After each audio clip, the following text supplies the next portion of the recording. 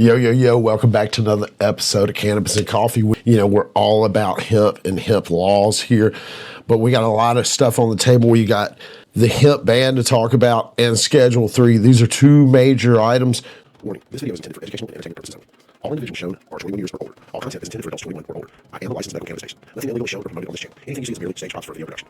Again, we don't support any illegal activities. Don't break laws. Change them. Free that plan. So let's dive straight into it. Everybody's asking about Schedule 3. Is this going to be a good thing for hemp or bad, or for cannabis in general? A lot of people are excited to see the endocannabinoid system be added as a regimen in the American healthcare system. But I believe there's a lot more in this, and that's not what it's about.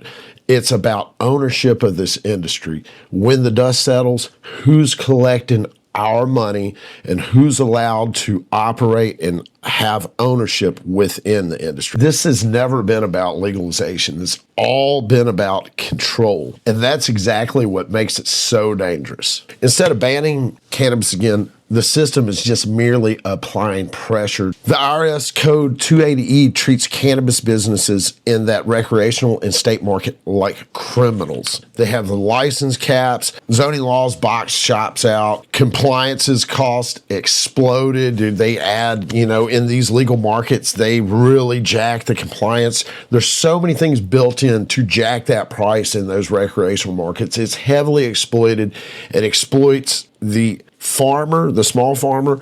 The only companies that can really survive in that state market are the MSOs that can absorb the huge fees and make it make sense across their gigantic balance sheets, because they have such large operations. Even with small profit margins, they're still able to be very successful and very profitable, where somebody like me or you would be more dependent on things to be a little more profitable, where we could pay our bills as a small company with limited employees. And that's exactly what's happened with MSOs.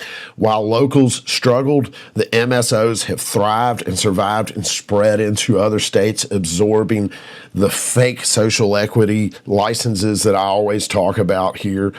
And it's really been disgusting what's going on in the recreational and the medical market. The reason they're in control, it's not because they're better, they're delivering a better product to the market. Not at all. It's because they had access to more capital to strong arm the market, to essentially just buy their way into the market and price you out of it. That's exactly what's happened historically and what's continuing to go on with the MSO side of things. And now comes Schedule 3, marketed as a relief, and everybody's jumping all over Schedule 3 because we're right behind this hemp ban and everybody's scared to lose their hemp products. So everybody's jumping all over Schedule 3, but that's not a good thing. That's Big Pharma making their move to take control of the industry. And we don't want that. In both scenarios with Big Pharma and MSOs, you, the local farmer, the small guy, you can't get your hemp license to be able to grow. You can't enter that market at a small fraction of the price. You're going to need $1 million of capital to be able to participate, or you're simply going to be clocking in for the big companies. Debt acquisitions and vertical integrations, licenses changed hands, ownership moved away from the communities, and that's what happened in that MSO market. Now comes Schedule 3, marketer's relief. Yes, it removes that 280E burden, and that is the real part of it. It also reframes cannabis as a federally regulated drug with FDA oversight. And that moves cannabis completely out of agriculture and our home culture into Big Pharma's court, where they have ultimate power over it. And that, for me, is a huge, scary thing, man. I don't want to see that happen at all. I mean, it's great to see more freedom with cannabis, but I don't see Schedule 3 as being a good thing whatsoever. The real war is about intellectual property. That's what's going on. They want to get patents on all of these strains, brands, products, and everything else where nobody else can sell them. They want to lock them down where they have that revenue stream. That's what it's about. It's about controlling the products, the market, and receiving all of that revenue share and maintaining control over it. That's what it's always been about. They operate under this guise of safety for communities. They create anything they can as a smokescreen to grab hold of that fucking market share and take all the money. And this is where the people are missing the plot. It's the intellectual property. It's ownership. And that's where the real money is. Brand ownership is something I've seen develop over the past few decades within the cannabis industry, and it's even reaching out into the streets in every market. Everyone out here is, they're working to develop brands that are demanded so that when that legal market or whatever regulated market moves to their area, they're going to be welcome to it because the people there demand their brands. But often in these cases, we see these guys morph into MSOs. We've seen a lot of them. I'm not going to drop any names, but you guys know the companies that have went from being your small trap brands and blown up and turned into the MSOs that we know them to be now.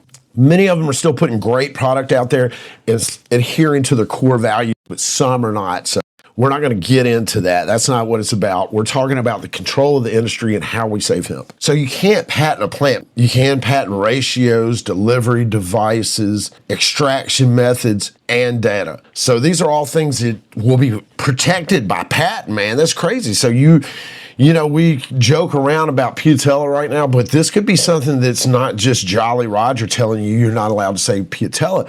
This could be a major pharmaceutical company coming for you if you're making it in your house. If you're making any kind of extract, any kind of way, you're no longer just looking at the federal government. You're looking at the funding of pharmaceutical industry coming for your head. That's a scary thing. And don't think that doctors under Schedule 3 are going to be prescribing flour. They're going to be prescribing approved formulas, which is not going to be flour. Flour is not stable. Flour is hard to keep. Flour molds easy. There's a lot of reasons why they're going to be pointing at no flour. And we might even see flour go away altogether under Schedule 3. That's what's really scary because of the dangers of flour. There can be mold. There can be so many contaminants and so many things can happen with flour. I can foresee a huge argument coming from the medical community, from doctors, to just get rid of flour altogether and focus on their approved formulas. This is how ownership disappears without a ban at all. The farmer becomes a supplier, maybe. Dispensaries become optional, the creator gets sidelined, and the community clocks in. They didn't legalize freedom. They didn't legalize cannabis. They legalized employment in the industry under somebody else. They legalized the right for you to clock in and work for a big name brand. That's what the MSOs did, and that's what they'll be doing with Schedule 3. There will be even tighter controls over it, I guarantee you, because pharma wants all the money. If you guys remember the big 2020 boost, they've been chasing that money that they made in 2020, 2021. They've been chasing that for quite a while now. And this is one way they're trying to get back at it. Hemp isn't immune. We've had a decentralized distribution system for 7 years. We developed into a very robust and amazing market. And now you're seeing the same playbook. Redefinitions, total THC math, public safety narratives, synthetic preference, different battlefield, same war. This isn't left versus right. Don't be confused. This is centralized power versus local ownership. If you care about cannabis culture, hemp freedom, or small businesses, this is the moment that decides if we own it or if we work for it. We've got to stand for hemp, folks. If you watch all the way to the end, I appreciate you hanging out with me all the way to the end here. You can find your legislators right here and contact them and let them know that you stand for hemp and that in this three-way battle, you want to see hemp on top. You are for the people. You're for the hemp industry. Also, the Hemp Roundtable. Scan that QR code right there on your screen. It's going to take you to their website. Right there at the top, you're going to see two buttons. One says state and the other says federal action. You can click on each one of those individually. All you need to do is enter in your personal information. Those wonderful folks at the Hemp Supporter, they're going to do everything else for you. They're going to get those emails out to all your legislators and let them know you want them to just say no to anything that harms the hemp industry, and you want to see the cannabis industry in the hands of the people. Appreciate you guys hanging out and checking out this information with me. Man, we'll get back to these reviews very soon, man. Man, YouTube's been on my ass about everything. They've been striking me. They've been hiding my videos, but we're going to come back stronger than ever, man. Appreciate you guys watching the videos all the way to the end. Until the next one, I'll catch you then. Peace.